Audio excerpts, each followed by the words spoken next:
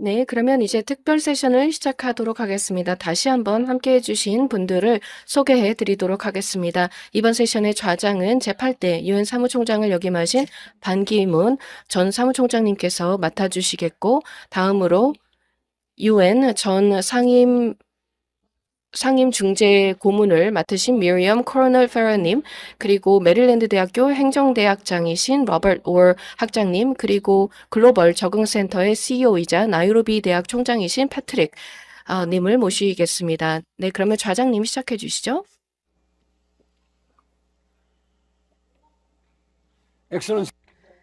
안녕하십니까, 내외 기빈 여러분. 제가 이번 특별 세션, 이렇게 중요한 세션에서 좌장을 맡게 되어 영광스럽게 생각합니다. 이번 세션에서는 평화 구축과 지속가능 발전 그리고 인권의 관계에 대해서 논의할 예정입니다. 정말 중요한 주제라고 생각합니다. 그렇기 때문에 제가 이번 세션에서 좌장을 맡게 되어 영광스럽게 생각합니다. 앞서서 개회식에서 말씀을 드린 바대로 현재 전 세계는 심각한 전쟁과 또 갈등을 경험하고 있습니다. 우크라이나에 대한 러시아의 불법적인 침입이 있었고, 중동에서는 현재 계속 무력 충돌이 이어지고 있습니다. 그뿐만 아니라 현재 미국과 중국은 계속 전략적 경쟁 관계에 있습니다. 이러한 현재의 지정학적인 상황이 우리 모두에게 우려를 주고 있습니다. 이미 여러분들께서 저를 포함한 많은 연사분들의 말씀을 들었습니다.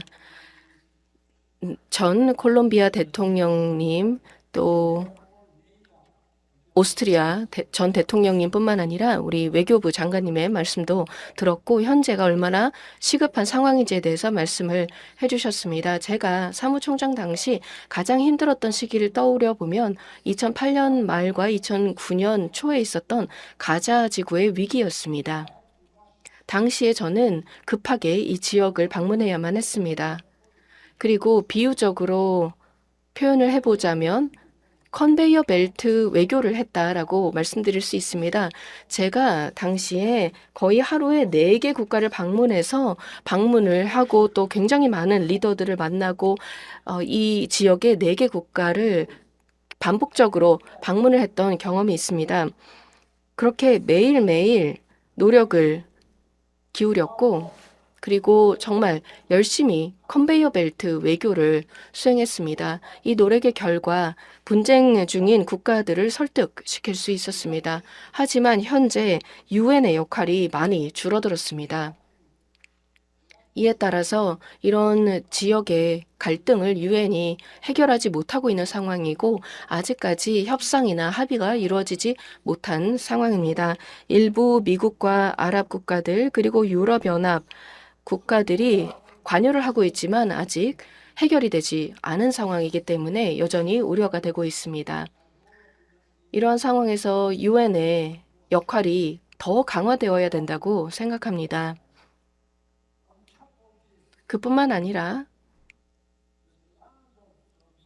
현재 언론에서는 미 대선과 관련된 여러 우려와 또 보도가 나오고 있습니다. 미국이라는 하나의 국가의 대통령 선거인데 왜 국제사회가 이렇게 관심을 갖고 누가 과연 대통령으로 선출될 것인가를 지켜보고 있을까요? 이 부분 또한 안타깝게 생각합니다.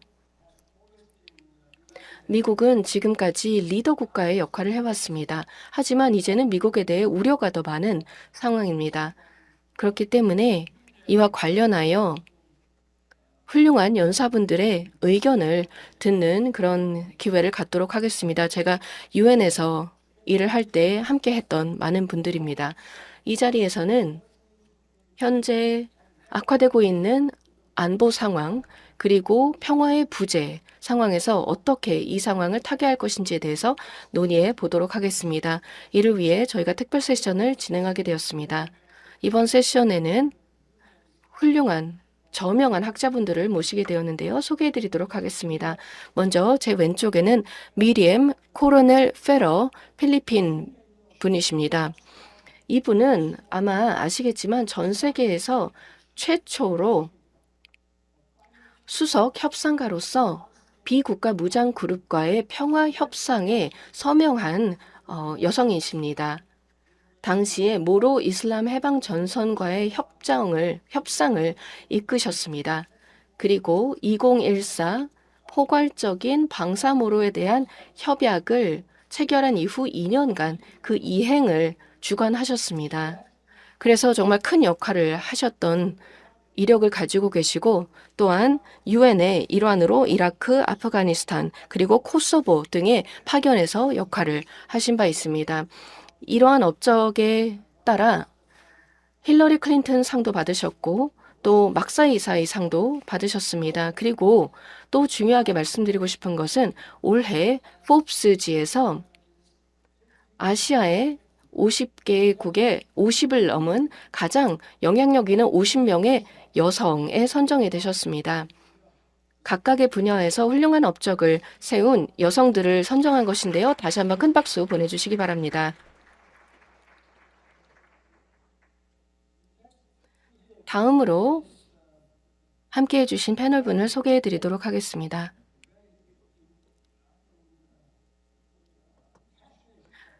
네, 굉장히 열정이 넘치신 분이신데요. 패트릭 베르코이안 님이십니다. 현재 글로벌 적응센터의 CEO를 맡고 계십니다. 국제기구이고 네덜란드 로테르담에 본부를 두고 있습니다. 그리고 또한 저는 이 글로벌 적응센터의 공동의장을 맡고 있기 때문에 이 베르쿠잔 박사님과 함께 일하고 계십니다. 기후변화에 대해서는 경감과 적응 그 두 가지 분야에서 함께 노력을 해야 되는데 저희 이 센터는 적응 관련해서 활동을 하고 있습니다. 유엔을 통해서 정말 훌륭한 분들을 제가 많이 만나게 되었는데 이분이야말로 정말 열심히 열정적으로 일하시는 분이시기 때문에 이분의 발언에 주의를 기울이고 또 경청할 필요가 있다고 생각합니다. 다음으로 앉아 계신 분 소개해드리겠습니다. 네, 아주 오랫동안 유엔에서 저와 함께 해와 주셨던 로버트 오얼 교수님이십니다. 현재 메릴랜드 대학교의 학장으로 계십니다. 하지만 이분의 경우에는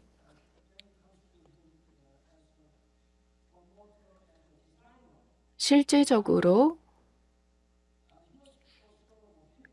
어찌 보면 디자이너로서 의회의 아주 힙한 리더였고 그리고 모든 국가가 함께 이 파리 기후 협약을 체결할 수 있도록 독려하신 그런 분이기도 합니다. 그래서 이분들과 함께 하게 되어 정말 기쁘게 생각합니다. 베르코이안 박사님 그리고 로버트 올 박사님께도 큰 박수 보내주시기 바랍니다.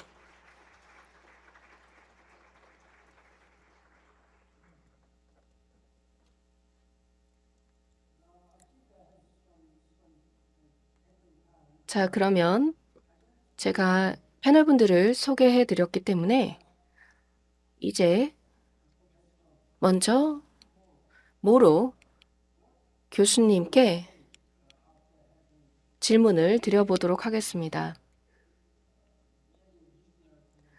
여러 지역 단체와 또 여러 인종 단체 또 민족 단체들을 상대하셨는데 제가 아까 소개를 해드린 바대로 전 세계 최초로 여성으로서 평화협정을 이끌어낸 그런 경험을 가지고 계신데요. 또 진행하는 과정에서 좀 힘드신 점도 있었고 또 답답하신 부분도 있으셨을 것 같습니다.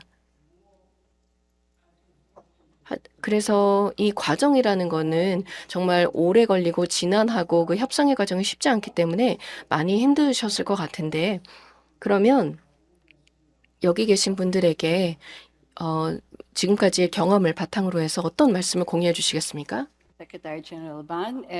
네, 감사합니다. 네, 좋은 아침입니다. 네, 제가 이제 지금 현재 우리가 직면하고 있는 두 개의 분쟁의 그 뭐 본질에 대해서 설명을 드린다라기보다는 일단 냉전 이후에 우리가 보아온 상황에 대해서 말씀드리고자 합니다. 바로 이 국내 분쟁도 늘어나고 있다라는 것인데요. 많은 경우에는 어떤 이 국가의 구조를 바꾸는 과정에서 발생하는 경우가 많습니다. 그리고 또 여러 가지 이제 어젠다들도 관련이 있는데 1990년대에 여러 가지 평화 협상이 성공을 했습니다마는 그런데 21세기에 들어서는 오히려 우리가 그냥 희망만 하고 있습니다. 즉, 어떤 포괄적인 많은 합의들이 나왔지만은 그리고 이것들이 유지가 되고 있는 것들도 있지만 그런데 이제 아시아 같은 경우에는 굉장히 좋은 예시가 있죠. 2004년에 인도네시아에서의 사례입니다. 그리고 네팔이죠. 근데 그 이후에 네팔은 2006년 이후에 어, 이제 2014년까지 가서야 이제 합의가 이루어졌습니다. 방소모로 합의 같은 경우에도 오랜 시간이 걸렸습니다. 그래서 이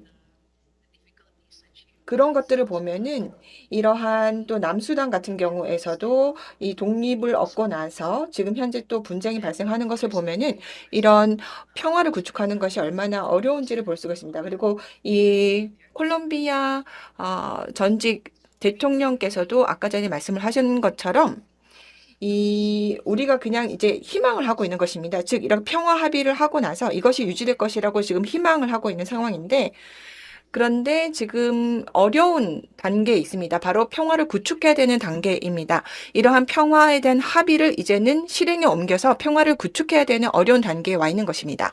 그래서 여전히 앞에서 요즘에 이렇게 안 좋은 뉴스들도 있지만 그렇지만 또 한편으로는 지금 이런 외교에 참여하는 그 주체자들이 복수다라는 것입니다. 다양하다라는 것입니다. 그래서 아까 전에 뭐 유엔의 역할이 축소되고 있다라고 말씀을 하셨지만은 그렇지만은 여전히 이제 유엔도 유엔의 역할을 하고 있는 것이고 다양한 메커니즘을 통해서 역할을 하고 있습니다. 그리고 또 지금 현재 새로운 행위 주체자들도 현장에서 등장하고 있습니다. 그리고 이들이 어떻게 보면은 좀 더, 뭐, 여러 분쟁 당사자들과 좀 커넥션이 있는 경우도 많습니다. 그리고 점점 더 많은 국가들, 그리고 비국가 행위 주체자들도 이제는 이 중재의 과정에 참여를 한다는 것입니다. 그래서 어떤 백채널을 통해서 혹은 셔틀 외교를 통해서 이 평화를 위해서 협상을 하고 있습니다. 그래서 분쟁의 모든 단계를 보면은 시간이 걸릴지라도 이러한 다양한 행위 주체자들의 참여가 도움이 됩니다. 그래서 안 좋은 소식도 있지만은 좋은 소식도 있습니다. 이게 적절한 질문인지 어떨지는 잘 모르겠지만, 어, 지금 뭔가 터프가이 같은 느낌이 있는 것 같습니다. 혹시 여성으로서, 그리고 또 이런 협상을 할 때, 이런 터프가이들과 협상을 할 때, 혹시 뭔가 개인적으로 느끼신 바가 있으셨는지 궁금합니다. 뭔가 여성으로서 내가 충분히 존중받지 못하고 있다. 이런 터프가이들이 내 말을 잘 안 듣고 있다라던가, 나의 시각을 별로 경청하지 않는 것 같다라는 느낌을 받으신 적이 있으신지 궁금합니다. 왜냐하면은 이제 교수님께서는 여성 최초로서, 그리고 이런 어려운 협상을 하셨기 때문에, 그래서 혹시 어떤 느낌들을 받으셨는지 궁금합니다. 이런 굉장히 터프한 이제 나쁜 악역들과 협상하면서 어떤 느낌이셨는지 궁금합니다. 한편으로는 또 이들이 여성을 대할 때는 또 좀 부드러운 모습도 보여줍니다. 왜냐하면은 스스로 신사가 되고 싶기 때문이죠. 그렇지만은 또 어떤 실제적으로 협상을 해야 되는 구체적인 세부 사항으로 들어가게 되면은 그래서 어려운 이야기들을 할 때 내가 여자지만은 이러한 내용에 대해서 알고 있다. 이 분쟁의 근본 원인에 대해서 잘 알고 있다라는 것을 보여주고 그리고 또 우리는 서로 타협할 수 있다라고 하면은 또 그럴 때 또 그래서 나도 강한 모습을 보이는 거죠. 나도 같이 터프해지는 것입니다. 그래서 중요한 것은 우리가 여성이 이러한 중재 과정에 참여를 할 때 이 중재 과정이 이래야 된다라는 것을 보여줘야 된다라는 것입니다. 남성이 주도적일 필요가 없습니다. 남성이든 여성이든 모두 문제 해결을 할 수 있는 능력이 있습니다. 어떤 이슈에 대해서 문제를 해결할 때 이 어떤 한쪽 성별만 예를 들어서 나온다라는 거 혹은 여성이 이러한 문제의 중재자로 나선다라는 것을 이상하게 생각할 필요가 없습니다. 여성이 중재를 하는 것 자체가 당연하게 받아들여져야 된다라고 생각을 합니다. 네, 감사합니다. will continue. 네, 이와 관련해서 이따가 또 논의를 더 해보도록 하겠습니다. 그러면 저 끝으로 가보도록 하겠습니다. 로버트 오 박사님.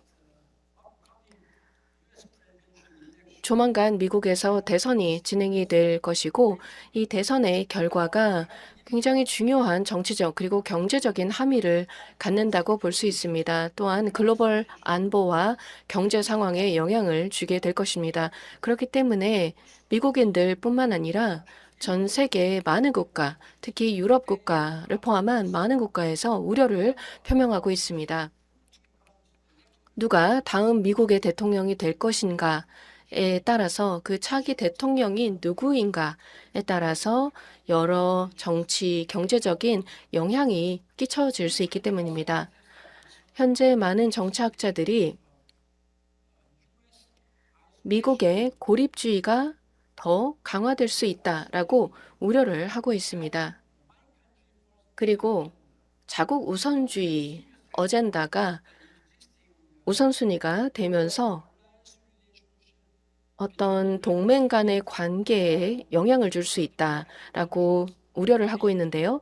예를 들어 미국과 민주주의 국가들과의 동맹 관계, 나토와의 관계, 그리고 더 나아가서 저 또한 한국인이기 때문에 한미 동맹 그 관계에 부정적인 영향을 미칠 수 있다라고 우려를 하고 있습니다. 물론 제가 특정한 후보에 대해서 이야기를 하는 것은 아닙니다만 현재 2명이 유력 후보이죠. 아시죠? 누구를 제가 의미하는지요? 그래서 제가 굳이 이름을 이야기하지 않아도 아실 것 같은데 로버트 올 교수님께서 네, 정치 과학을 전공하신 분으로서 말씀 부탁드립니다. 네, 반기문 총장님 말씀 감사합니다. 먼저 이 자리에 서게 되어 또 한국에 다시 오게 되어 정말 기쁘다는 말씀을 드리고 싶습니다. 아시겠지만 유엔에 많은 그런 지도자들이 회원국가들의 정치 상황에 대해서 이야기해달라고 요청을 받으면 네, 외교적으로 우회해서 답을 피하는 경향이 있습니다. 하지만 호텔 로비에서 어떤 사업가가 저에게 다가와서 여기 있는 제 배지를 보고 이렇게 이야기하더라고요. 이게 무슨 뜻인가요? 라고 묻더라고요. 그래서 제가 이것은 UN SDG, UN 지속가능 발전 목표 심볼입니다. 라고 했습니다. 그랬더니 그게 뭐죠? 라고 이 사업가가 물어보더라고요. 그래서 제가 이 SDG는 미래의 청사진입니다. 라고 했더니 굉장히 큰 개념을 가지고 계시네요. 라고 이야기를 하더라고요. 그래서 오늘날 많은 사람들이 협소한 것에 관심을 갖는 것 같은데 저는 좀 크게 봐야 된다고 생각합니다. 저는 이 행정대학 학장으로서 그리고 미국인으로서 말씀드리고 싶은 것은 현재 미국의 상황 그리고 전 세계 상황은 정상이 아니라고 생각합니다. 현재 이 미 대선의 결과는 그 어떤 과거의 미 대선보다 더 큰 여파를 미치게 될 것입니다. 그리고 이렇게 여파를 미치게 되는 이유는 현재 대선에 나서고 있는 2명의 후보자들의 세계관이 너무나 다르기 때문입니다. 현재 대통령인 바이든 대통령은 전 세계에 대한 전통적인 관점을 가지고 있습니다. 그래서 수십 년간 가지고 있었던 이런 세계관이라는 것이 결국은 미국이 자유민주주의 국제질서를 수호하는 역할을 해야 하고 그리고 규칙 기반, 규범 기반의 다자주의적인 문제 해결 방식을 유지하고 또 발전시키는 역할을 해야 된다라는 것이 바이든 대통령의 생각입니다. 하지만 트럼프 후보의 세계관은 완전히 다릅니다. 거래주의죠. 그리고 트럼프 후보는 미국이 국제 시스템을 보장하고 또 보호해주는 역할이 되는 것이 아니라 다른 여러 국가들과 경쟁하는 관계가 될 것이다 라고 믿고 있습니다. 이는 중대한 영향을 미치게 될 것입니다. 미국뿐만 아니라 전 세계 모든 국가에 그 여파가 있을 것이죠. 트럼프가 이전에 2017년에 당선이 되었을 때 가장 먼저 한 것이 파리 협약에서 탈퇴한 것입니다. 반기문 전 총장님께서 잘 만드셨던 이 파리 협약을 탈퇴했습니다. 사실 미래를 생각하지 않고 장기적으로 생각하지 않고 결정을 한 것이고 또한 그 과정 또한 정말 타당하지 않았습니다. 그저 대통령이 선포를 했고 그러고 파리 협약에서 탈퇴를 했던 것이죠. 그 이후에 어떻게 되었을까요? 그 이후에 공화당과 민주당 모두 파리 협약과 관련하여 행동을 취했고 전 세계의 기업들과 시민사회들과 또 주지사들과 함께 협약을 함으로써 미국이 파리 협약 목표 달성을 위한 온실가스 감축에서 크게 벗어나지 않겠다라는 그런 약속을 해야만 했습니다. 대통령이 공식적으로 탈퇴를 했음에도 불구하고 그 상황을 해결하기 위해 노력을 했었던 것이죠. 하지만 이러한 방식이 모든 이슈에서 적용이 될 수는 없습니다. 앞서서 안보에 대해서 말씀해 주셨는데 트럼프 대통령의 이 동맹 관계에 대한 관점은 잘 알고 있죠. 트럼프는 동맹을 별로 중요하게 생각하지 않습니다. 국제 안보의 핵심이라고 생각하지도 않습니다. 결국 동맹 관계는 미국에게 불편함만 끼친다, 제약을 가한다라고 생각을 하는 것입니다. 그렇기 때문에 이 두 후보의 관점이 너무나 다르고 그래서 누가 당선이 되는가가 큰 여파를 미치게 될 것입니다. 한국과 관련해서 생각해 보자면 한국인들은 또는 미국인들이 아는 그런 전 세계의 그 많은 국민들은 미국 대선에 주의를 기울일 수밖에 없습니다.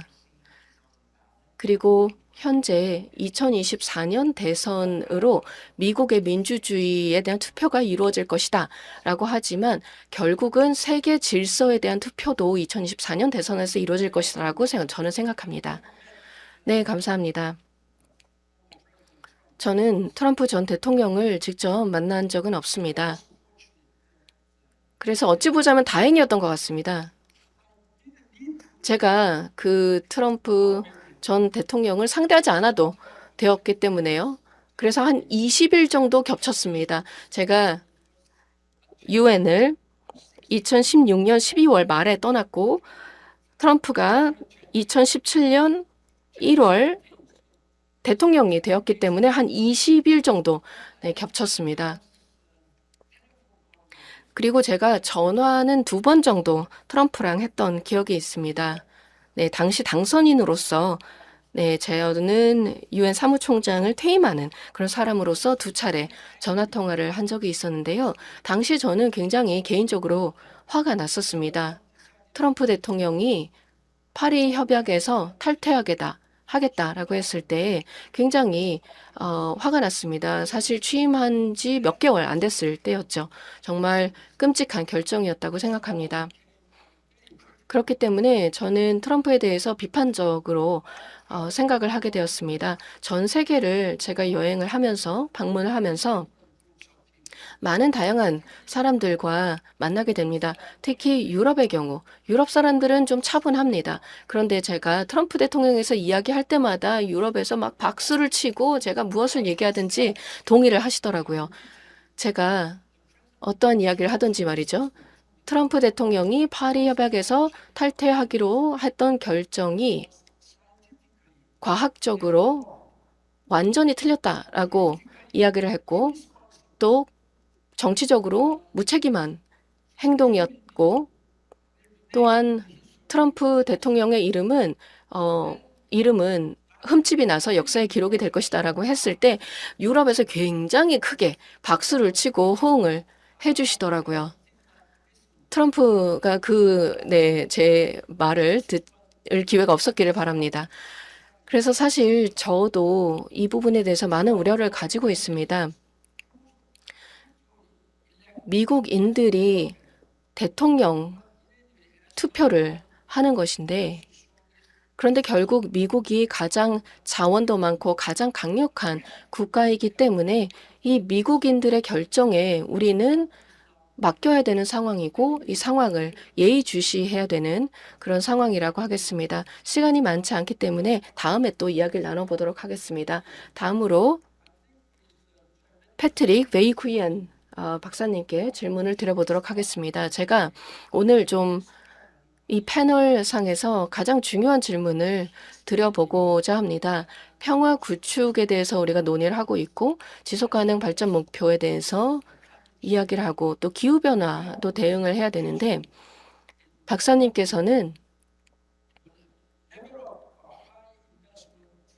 지금까지 이 적응 관련된 투자에 굉장히 적극적으로 나와 오셨습니다. 지금까지 많은 국가에서는 온실가스 배출을 줄여야 된다, 감축을 해야 된다 쪽에 집중을 해왔는데, 박사님께서는 적응 쪽에 투자를 강조해 왔고, 어떻게 우리 시스템과 우리 사회가 적응해 나갈 것인가에 많은 관심을 가지고 계십니다. 그리고 이것이 특히 아프리카 적응 가속화 프로그램이라는 트리플 A 프로그램을 통해서 굉장히 열정적으로 이 의제를 추진하고 계십니다. 앞으로도 그 노력이 계속되기를 기대하고 앞으로도 같이 협력을 하기를 희망합니다. 지난 10년간의 세계은행과의 경험도 있으시고 GCA와의 경험도 있으신데 어떠한 교훈을 지금까지 얻으셨는지 저희와 공유해 주실 수 있는 교훈이 있으시면 좋을 것 같습니다. 현재 한국인들, 특히 외교 전문가들이 와 계신데요. 네, 먼저 사무총장님께서 미리엄 교수님에게 터프한 나쁜 사람들과 어떻게 일을 했느냐라고 질문 주셨는데 저도 어떻게 보면은 터프한 착한 사람들과 일을 할 수 있는지에 대해서 대답을 드릴 수 있을 것 같습니다. 트럼프 대통령을 언급을 하셨는데요. 그때 당시에 이제 조인트 오페드를 제가 이제 사무총장님하고 같이 썼죠. 같이 기고를 했습니다. 트럼프 대통령의 그 취임쯤에 앞으로 이 과학을 만약에 따라가고 그리고 또 그 과학에 대한 여러 가지 경제적인 근거들을 따르면 어떤 일들을 할 것인가에 대해서 기고문을 같이 쓴 적이 있었습니다. 질문에 대한 답을 드리자면 제가 이 비아프리카인으로서 처음으로 이 아프리카의 이제 최대 대학교의 이 총장이 되었었습니다. 그래서 제가 아프리카에서 그래서 이제 뭐 미국에 대해서 이야기했고 한국에 대해서 이야기했고 이제 아프리카에 대해서 얘기를 좀 제가 드리자면은 아프리카 리더분들이 사무총장님께 메시지를 전달해 달라고 저에게 부탁을 하셨습니다. 세 가지에 대해서인데요. 첫 번째 좋은 것, 두 번째 나쁜 것, 세 번째는 못생긴 것이 있습니다. 그러면은 첫 번째 좋은 것에 대해서 먼저 말씀드리겠습니다. 아프리카 리더들은 이디오피아든 탄자니아든 나이지리아, 세네갈, 카메룬이든 모두 이 얼마 전에 정상회담에 참여를 했었습니다. 그래서 강력한 메시지를 가지고 나왔는데요. 이 기후와 그리고 분쟁 사이의 인터페이스에 대해서 그 접점에 대해서 메시지를 들고 나왔습니다. 기후 변화가 아프리카의 식량을 훔쳐가고 있다라고 말했습니다. 기후 변화가 아프리카의 식량을 훔쳐가고 있다라는 것입니다. 이 지금 기후 비상사태에 대해서 이야기를 하고 있는데 아프리카 그 자체가 바로 기후 변화의 그라운드 제로입니다. 아프리카는 대륙으로서 이 기후 변화에 기여한 바가 가장 적습니다. 근데 이 전 세계적으로 기후 변화에 가장 취약한 국가 10개 중에서 거의 9개가 아프리카 국가고요. 그리고 또 이런 무력 분쟁에 의해서 가장 영향받는 국가도 아프리카 국가가 제일 많습니다. 그래서 포인트는 아프리카는 이 기후 변화로 인해서 점점 더 어려운 어려운 환경에 놓여져 있고 또 우크라이나 전쟁으로 인해서 식량 위기, 에너지 위기, 인플레 위기, 부채 위기들이 발생을 해서 아프리카가 더 어려움을 겪고 있습니다. 그래서 60% 모든 저소득 국가의 60%는 지금 현재 부채에 시달리고 있습니다. 그리고 그중에 거의 절반 이상이 아프리카에 해당되는 국가입니다. 우크라이나의 전쟁을 보면은 이 우크라이나 전쟁으로 인해서 부유한 국가들의 개발 원조로 들어가야 되는 뭐 예산들 혹은 기후변화에 되는 이러한 예산들이 우크라이나 지원으로 몰리고 있습니다. 그래서 이러한 지원을 기다리고 있는 아프리카 국가들이 어려움에 처하고 있습니다. 그래서 기본적인 어떤 필요적인 것, 에너지, 교육, 식량 이런 것에 쓸 수 있는 재원이 줄어들고 있습니다. 그래서 아프리카 리더들이 오늘의 포럼에 던지는 메시지는 지금 현재 피해자들, 우크라이나 전쟁의 피해자들은 단순히 그 전쟁 지역, 우크라이나 전쟁 지역에 있는 사람들뿐만 아니라 이티오피아에 사는 사람들, 카메론에 사는 사람들도 우크라이나 전쟁의 피해자라는 것입니다. 그런데 좋은 스토리도 있습니다. 좋은 스토리라고 하는 것은 사실 사무총장님으로부터 시작이 됩니다. 왜 그럴까요? 5년 전에 여러분들께서 그때 당시에 이제 유엔 사무총장이 이제 끝나고 나서 이제 은퇴를 즐기실 거리라고 생각하셨던 분들도 있을지 모르겠지만, 그런데 이제 반기문 총장님께서는 그렇지 않았습니다. 반기문 총장님께서는 최대 규모의 글로벌 운동을 특히나 이 적응에 대해서 시작을 하셨습니다. 적응이라고 하는 것은 우리가 다 알다시피 좀 기술적인 개념입니다. 그래서 사실 이 핀에 대해서 아까 전에 선생님께서도 설명을 해줬을 됐던 것처럼 저도 제가 이 애댑테이션에 대한 글로벌 센터 일을 하면서 이 적응, 애댑테이션이 뭔지에 대해서 설명해야 되는 경우가 많이 있습니다. 적응이라고 하는 것은 아주 작은 영세의 어떤 농부라 할지라도 어떤 가뭄에 대한 내성이 있는 작물을 이용을 해서 가뭄이 있음에도 불구하고 여전히 농사를 할 수 있는 이런 것들을 의미합니다. 그래서 적응이라고 하는 것은 또 어떤 면에서는 어떤 사이클론이 지금 내가 살고 있는 방글라데시 연안으로 들어온다라고 하면은 내 가족을 데리고 대피하는 것도 의미를 합니다. 그래서 이것은 너무나도 중요합니다. 기후에 대한 적응, 그리고 기후 적응에 투자하는 것. 이것은 단순히 옳은 일일 뿐만 아니라 글로벌 사우스와 아프리카를 위해서 옳은 일일 뿐만 아니라 경제적으로도 타당한 행동입니다. 그래서 2019년도에 트럼프 대통령에게 하셨던 그 메시지, 세계는 1조 6천억 달러를 기후변화에 대해서 투자를 해야 된다라고 말씀하셨는 것이 맞습니다. 그래서 맹그로브를 다시 살리거나 아니면은 이 가뭄에 대해서도 감내할 수 있는 작물을 개발하는 것, 이런 것에 투자를 할 필요가 있습니다. 그리고 그 규모가 1.7조 달러 정도 됩니다. 그리고 빌 게이츠와 함께, 그리고 지금 현재 이제 IMF의 지금 현재 총재님과 함께 이 총장님께서는, 사무총장님께서는 기후변화에 투자하는 것이 경제적으로도 타당하다라는 말씀을 주셨습니다. 왜냐하면은 적응에 투자를 했을 때 우리가 기후면에서 배당을 얻을 수가 있고 평화도 우리가 배당으로 얻을 수 있다라고 말씀하셨기 때문입니다. 같은 동전에는 양면이 있습니다. 그러나 지금 이제 그래서 이제는 제가 또 나쁜 이야기를 드리겠습니다. 제가 좋은 얘기를 드렸는데요. 그런데 이제 못생긴 이야기는 부유한 나라가 지금 현재 약속대로 하지 않고 있다라는 것입니다. 부유한 국가들은 2019년도에 글라스고에서 2021년인데요. 약속을 했습니다. 이 적응에 대한 재원을 2배 증가하겠다라고 약속을 했습니다. 그런데 우크라이나에서 전쟁이 일어나고 나서 여기 적응에 대해서 약속했던 기금들이 올라가지 않고 내려가고 있습니다. 그래서 기후와 이 기후 변화에 대해서 우리가 투자를 했으면은 뭐 평화라던가 개발 면에서 배당을 얻을 수가 있었을 텐데 그런 것들을 못하고 있는 것입니다. 그 다음에 이제 부채입니다. 부채라고 하는 것은 특히나 글로벌 사우스 국가들의 발목을 잡고 있습니다. 그리고 아까 전에도 우리가 영상으로 메시지를 들었지만 지금 현재 우리는 국제적인 금융 아키텍처를 개혁해야 합니다. 리셋해야 됩니다. 브레튼 우주 체제를 리셋해줘야 됩니다. 그래서 제가 희망하기로는 이 사무총장님께서 이렇게 전 세계를 향해서 호소를 하시는 것처럼 이러한 이 아프리카 국가에 대한 부채 구조 조정을 해야 됩니다. 왜냐하면은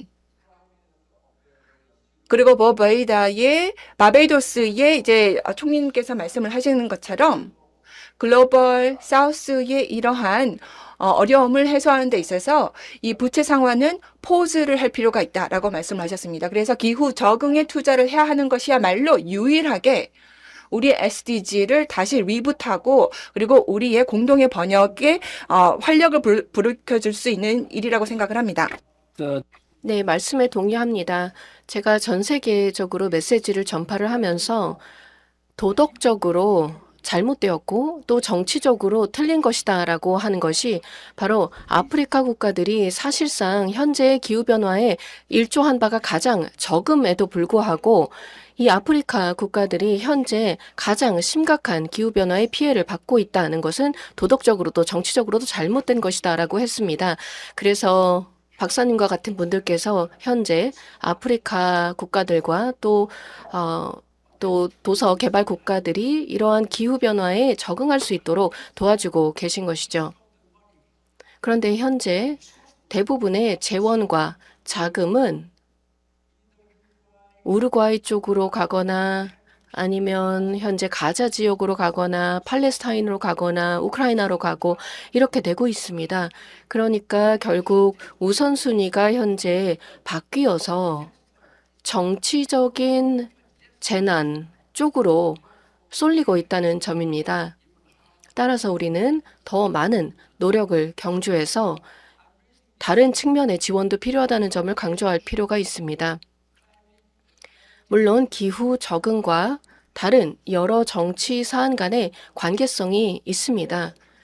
그렇기 때문에 저는 현재 정치 지도자들에 대해서 강력한 비판을 하고 있는 것입니다. 자, 그러면 이제 한 차례 더 질문을 드려보도록 하겠습니다. 한 20분 정도 있는데요. 네, 제가 말씀 한번 드려도 될까요? My country 제 나라 네덜란드는 최근에 선거를 치렀습니다. 그래서 지금 현재 이제 서구 유럽에서 보시는 상황은 아마 미국에서도 재현될 수가 있을 텐데요. 지금 현재 아주 강력하게 우경화되고 있습니다. 그래서 지난 네덜란드 선거 동안에 넘버원 정치 어젠다 아이템이 뭔지 혹시 아시는지요? 그건 기후변화가 아니었습니다. 경제도 아니었습니다. 바로 이 이주였습니다. 이주가 가장 압도적으로 중요한 정치적인 어젠다였고 이것에 기반해서 사람들이 표를 던졌습니다. 그래서 이 선거 결과를 보면은 이제 굉장히 극우적인 정당이 승리를 했습니다. 그래서 오랫동안 사실 저희 정치 체제 내에서는 거의 좀 악마화됐던 정당이 이제는 정권을 잡은 것입니다. 그래서 저는 이렇게 생각을 합니다. 그러면은 어디에 투자를 할 것인가? 이 지금 현재 네덜란드 국민들의 이 세금을 어디에 투자를 해야 될 것인가? 유럽의 국경인가? 아니면은 뭐 하우징인가? 그러니까 네덜란드 안에 있는 어떤 주택에 투자를 할 것인가? 아니면 훨씬 더 스마트하게 투자를 해서 이 이주에 대한 동인 요인들에다가 투자를 할 것인가? 거기에 물론 기후 이슈도 있고요. 예를 들어서 아프리카나 여러 지역의 기후변화도 이주의 원인 중 하나입니다. 그래서 이런 질문을 저는 한번 던지고 싶습니다. 미리엄 선생님께서도 이제 어떤 자신의 원래 고향을 떠난 이주민들에 대해서 많은 작업을 하고 계시는데 그래서 이주에 대해서도 일을 하신다라고 생각을 합니다. 네, 코멘트 감사합니다. 네, 그러면 다시 미리안 박사님께 질문을 드리도록 하겠습니다.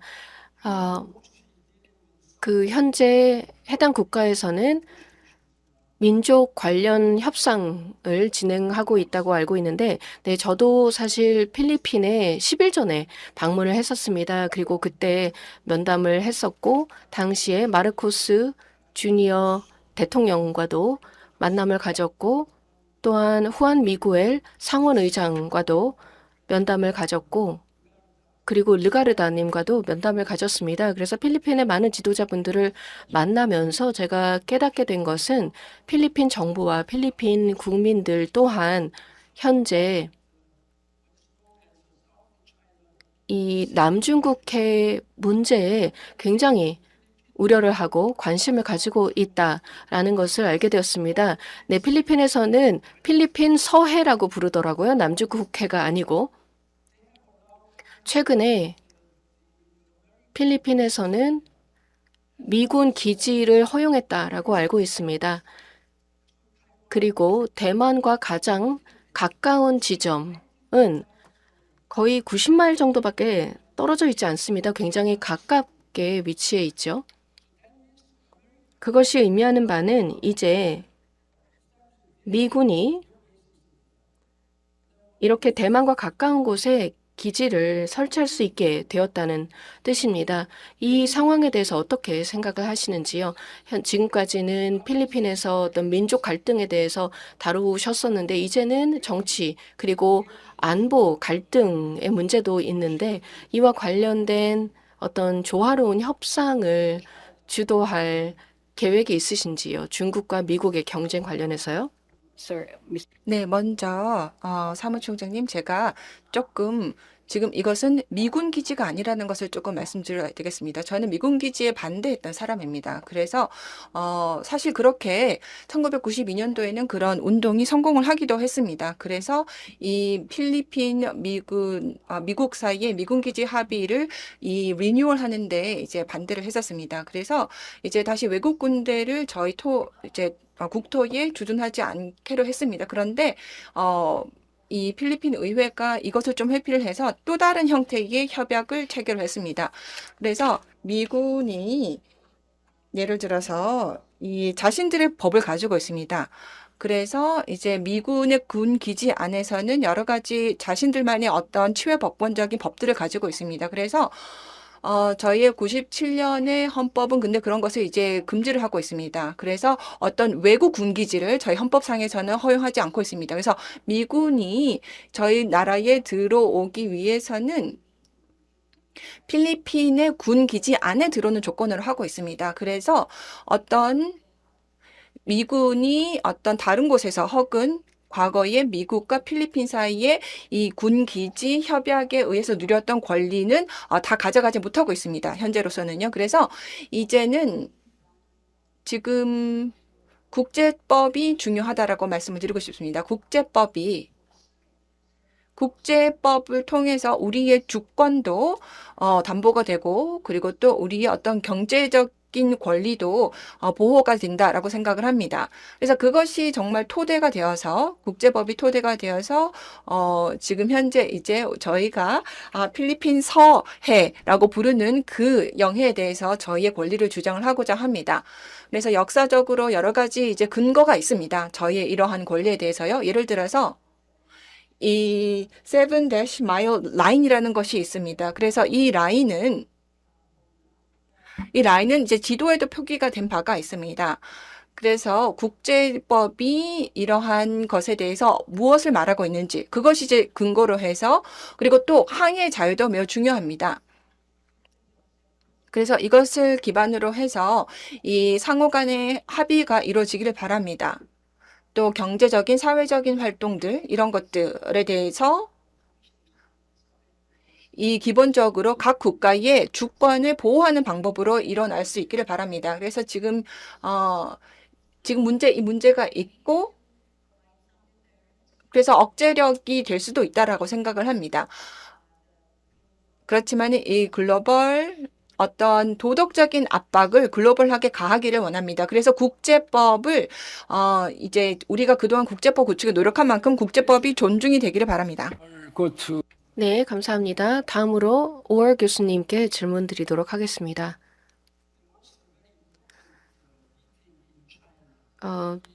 최근에 중국에서 양회라는 중요한 두 차례의 세션의 회담이 있었습니다.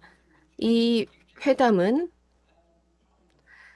결국 중국의 의회와 또 중국의 행정부 간의 회담이라고 볼 수가 있겠고, 그리고 여기에서 중요한 의사결정이 내려지게 됩니다. 행정부를 담당하고 있는 그런 총리의 역할이 거의 줄어들게 되었고, 시진핑 대통령의 역할이 더 강화가 되었습니다. 현재 미중 경쟁이 지속되고 있고 이 두 국가는 글로벌 헤게모니를 장악하기 위한 경쟁을 하고 있습니다. 그리고 이러한 상황에서 가장 쟁점이 되는 것이 바로 대만 문제 그리고 남중국해 문제입니다. 현재 많은 미국의 의회, 의원들이 있죠.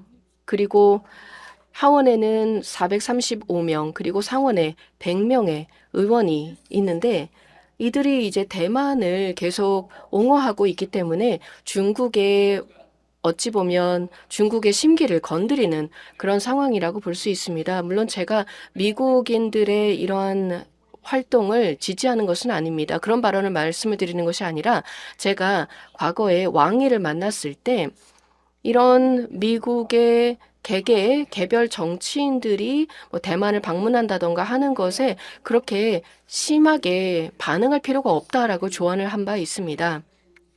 예를 들어서 이런 방문이 있을 때마다 공군기를 보내거나 아니면 해군정을 보내거나 이렇게 하게 된다면 이게 오히려 글로벌한 뉴스거리가 되고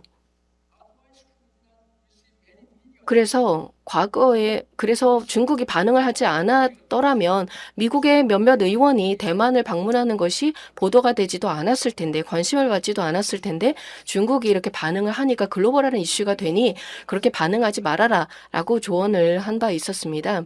중국은 대만을 독립국가라고 인정하지 않습니다. 그리고 전 세계에 아마 6개, 7개의 남미 국가들을 제외하고는 모두 대만을 독립국가, 주권국가로 인정하지 않습니다. 일부 남미 국가들만 인정을 하는데 다른 국가들은 공식적으로는 인정하고 있지 않기 때문에 중국이 그렇게 과하게 반응할 필요가 없다라고 제가 이야기를 한 바가 있습니다. 그리고 미국 입장에서는 좀 더 조화로운 그리고 상호 이익이 되는 관계를 중국과 맺을 필요가 있습니다.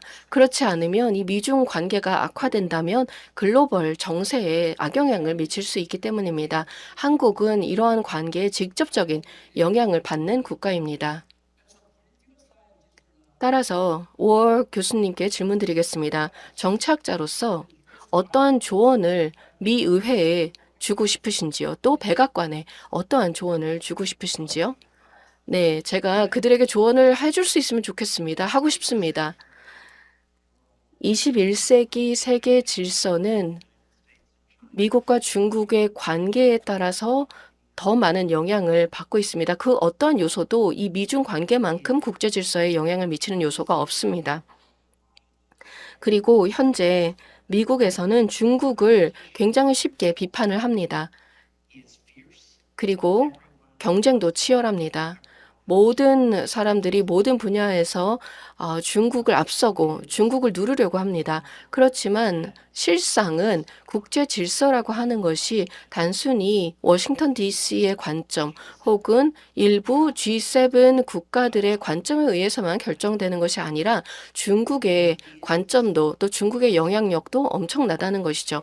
그렇기 때문에 미국과 중국이 협력을 할 수가 있고 실제로 가장 어려운 사안 중에 하나였던 그런 주제에 대해서 미중이 과한 경쟁을 할 수도 있었음에도 불구하고 협력을 하고 있는 분야가 바로 기후입니다. 물론 경제적으로, 기술적으로, 정치적으로 미중은 경쟁을 하고 있습니다. 그리고 이런 경쟁을 통해서 기후변화에 필요한 어떤 경제, 기술 전환을 도모하고 있습니다. 그러나 이와 동시에 이 경쟁뿐만 아니라 미중은 파리 협약 이후로 계속 기후 관련해서는 협력을 해왔습니다. 그리고 반기문 전 사무총장님께서 잘 중재를 한 바대로 이제 그 장이 만들어졌기 때문에 중국과 미국이 다른 전 세계 국가들과 함께 그런 지도자적인 역할을 할 수 있게 되었고 이제 G2, 즉 미국과 중국에게만 문제 해결을 하라고 압박을 가하지 않고 모든 국가들이 함께 할 수 있는 장이 마련이 되어져 있습니다. 그래서 미국과 중국이 기후 관련하여서 협력을 할 수 있다면 물론 여기에서 경쟁도 할 수 있는 분야이긴 합니다. 왜냐하면 경제의 구조 전환이라는 과정 차원에서 미중은 분명히 경쟁을 하고 있지만 기후변화는 또한 미중이 협력을 할 수 있는 분야입니다. 그래서 제가 매일매일 워싱턴에서 그리고 학생들을 가르치면서 이런 똑똑한 학생들을 만나게 됩니다. 여기 연세대에도 훌륭한 학생들이 계신데요. 제가 드리고 싶은 말씀은 미국과 중국이 경쟁을 할 뿐만 아니라 경쟁을 하는 것뿐만 아니라 분쟁을 해서는 안 된다라는 점을 기억했으면 좋겠습니다. 중국과 미국이 갈등과 분쟁으로 나아가는 것을 그 어느 누구도 원하지 않습니다. 그렇기 때문에 우리 SDG라는 논의의 맥락에서 여기 제가 차고 있는 핀을 기억을 해보았을 때 SDG는 우리의 청사진입니다. 그리고 미국과 중국은 이 SDG의 모든 분야에서 협력을 할 수 있습니다. 반기문 전 총장님께서 그런 플랫폼을 만드셨습니다. 기후변화와 관련된 협력을 할 수 있는 플랫폼도 만드셨습니다. 그래서 그 결과로 미중은 일부 이런 분야에서 협력을 해왔습니다. 그렇기 때문에 제가 보기에는 서로 계속 싸우지만은 않을 것이라고 생각합니다. 분명 다른 길, 다른 대안이 있다는 것을 보여주어야 합니다. 감사합니다. 네, 한 가지 말씀해 주셨던 내용 중에서 아마 기억하겠지만 2015년 콥10이 코펜하겐에서 열렸습니다. 당시에 중국의 경우에는 협조를 하지 않았습니다. 그리고 굉장히 안타까운 컵이었죠. 그리고 협상의 이제 과정들을 기억할 것입니다. 그러나 이와 동시에 시진핑 주석이 의지를 가지고 미국과 협력해서 기후 문제에 대해서는 대응을 하고자 하는 의지에 대해서는 높게 평가를 합니다. 중국의 협조가 없었더라면 그리고 오바마 대통령이 파리 협약을 이끌어낼 수 없었을 것입니다. 이 협약을 발효시킬 수 없었을 것입니다. 제가 사무총장 임기가 끝나기 전까지 발효하기 어려웠을 수도 있는데 G20 정상회의 몇 주 전에 항저우에서 중국과 미국 정상이 저에게 이 비준을 했다라는 서류를 보내주었습니다. 그래서 서명한 국가들 중에 정말 온실가스 배출의 42%에 해당하는 국가들의 비준을 이끌어낼 수 있었습니다. 그리고 온실가스 감축의 거의 55%를 담당을 해야 되는 이 국가에서 서명을 했습니다. 55%가 목표였지만 42%까지 오케이를 받아냈고 나머지 13%를 이후에 늘리게 되었습니다. 이에 따라서 굉장히 조화로운 양자 관계가 만들어졌었던 것이 2015년이었습니다. 하지만 그 이후에 미국에서 정권이 바뀌게 되면서 미중 관계가 악화되었죠. 그리고 사실 악화뿐만 아니라 글로벌 평화와 안보의 위험한 상황까지 위험한 상황까지 가게 되었고 또 기후변화라든지 지속가능 발전에 악영향을 미치고 있습니다. 저희가 시간이 많이 남지 않았기 때문에 그러면 이제 페어코이안 박사님께 유럽에 대해서 질문을 드리도록 하겠습니다.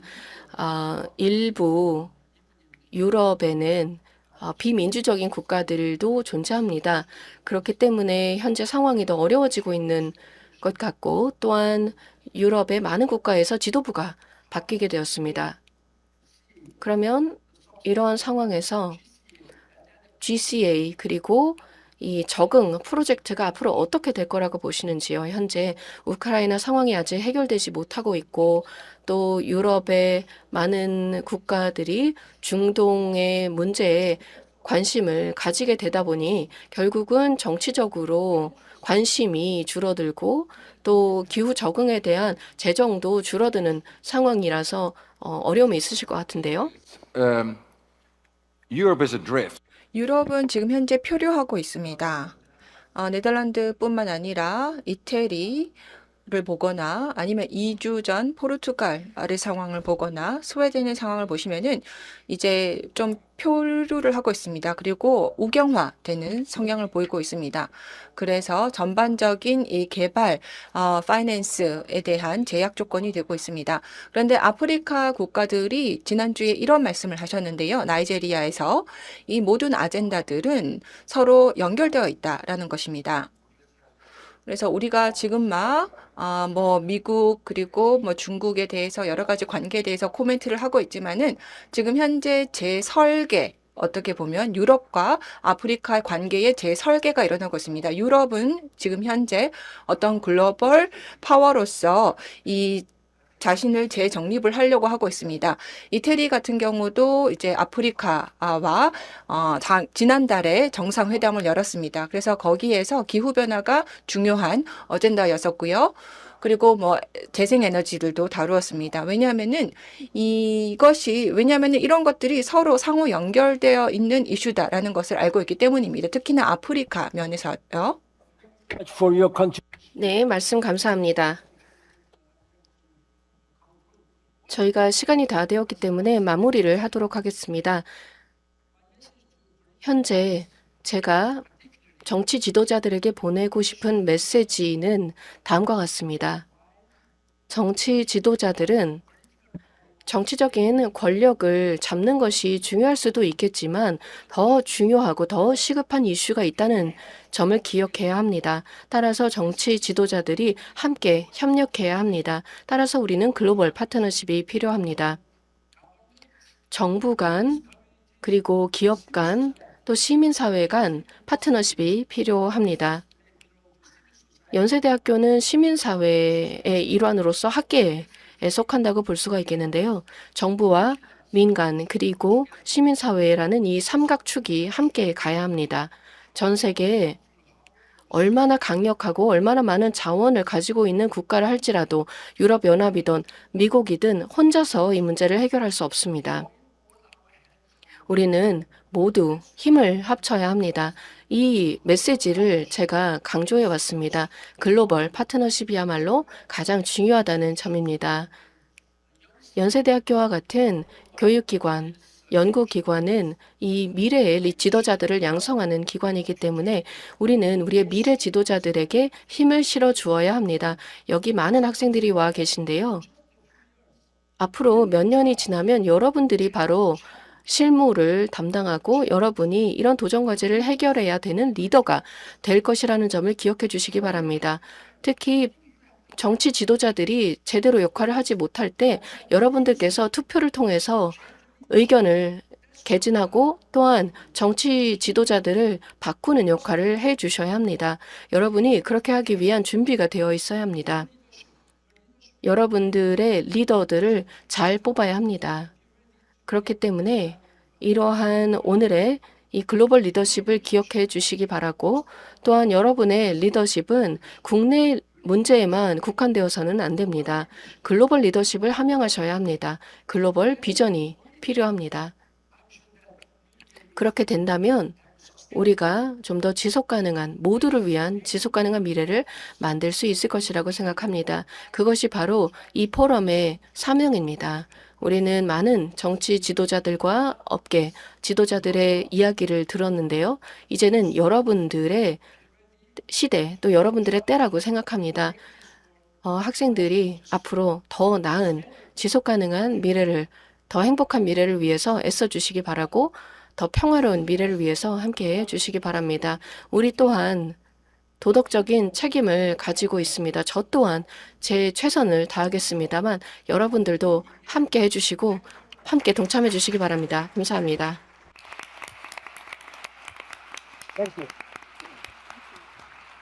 Thank you very much, Secretary General 네, 사무총장님 감사합니다.